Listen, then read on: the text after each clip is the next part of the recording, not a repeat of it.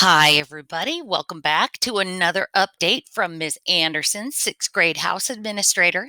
Congratulations to you and your student for making it through the first quarter.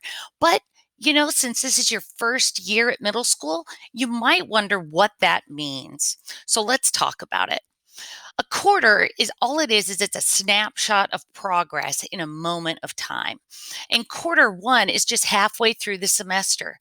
Often, as soon as there's another assignment, that grade is obsolete. Or if the student has turned in some missing work, that grade is no longer accurate. But all it is it's just one moment in time that the school is communicating with the families to show the performance of the student at that point. And it does not indicate a final grade. Now, some of you might have noticed that your student received an incomplete. And what an incomplete means is it doesn't represent a grade or anything, but it indicates that there's a problem, either with engaging with the classwork, whether it's during live instruction or if your student isn't able to attend classes, if they're accessing learning maybe in the evening.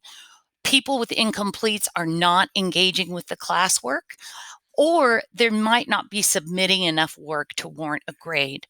The good news is, meeting with students and families, if you're available, I will be reviewing these challenges and needed clarifications with any student that receives an incomplete.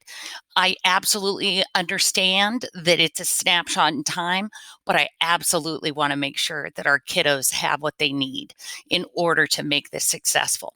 So I personally will be meeting with each of the students who have received an incomplete to do some problem solving and make sure they have everything they need. I'll also be bringing data from what I get from the district, and that will show how often the student is engaging in Schoology and how often the student is engaging in Teams meetings.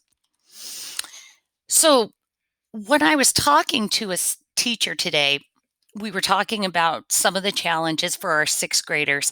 And she said, well, remember, this is really like second semester of fifth grade for them. And I thought about it. And I'm like, you know what? You're right. Because the second semester, they were only into it for a couple of months before we went home on COVID isolation. So that's really important to keep in mind. The transition to middle school is tough, and that's in a regular year, much less when you have to do it remotely and you haven't been in school since March. So it's really something to keep in mind. This is also a big transition for you as parents into middle school. And again, that's in a typical year.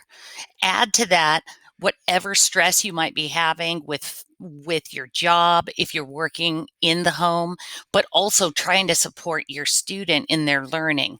We get it. Really try to remember give yourself some grace, and our students and the teachers, we're all in this together. One thing that I've been thinking a lot about lately is the difference between in-person versus online learning. And what I'm noticing, especially now at the end of quarter one, is there's a lot of supports that our sixth grade teachers do when we're in person. And so much of it is intuitive and automatic. They provide them as they're walking around the classroom or when they're providing work time. It's taking us some time to figure out what those supports look like in an online distance learning setting. So we'll be talking about it at our next house meeting on Wednesday. How can we work together to provide additional explicit supports and sharing what's been working? You might notice that some of your students' teachers have them stay right into asynchronous learning time. And what we're finding is that some sixth graders, and honestly, seventh and eighth graders too, when we've ended live instruction, they think that it's free time, and that isn't, that's work time. But developmentally, it's really appropriate for them to struggle with that a little bit. So we're going to be talking as a group, how can we align some of our practices in order to support that? I think one of the things that I will be proposing is to keep students into asynchronous time after a movement break to have them come and begin their homework all together. We're still tweaking as we need to adjust, but we're absolutely committed to making this successful for your students' learning. So if you have any questions or any thoughts that you'd like to share, my email is right there on the screen, as well as my phone number. Now, before I haven't given out my phone number because I'm not in my office, but once a week. Now I have a new setup where I get them sent to my email, though. So both of those are fine for me.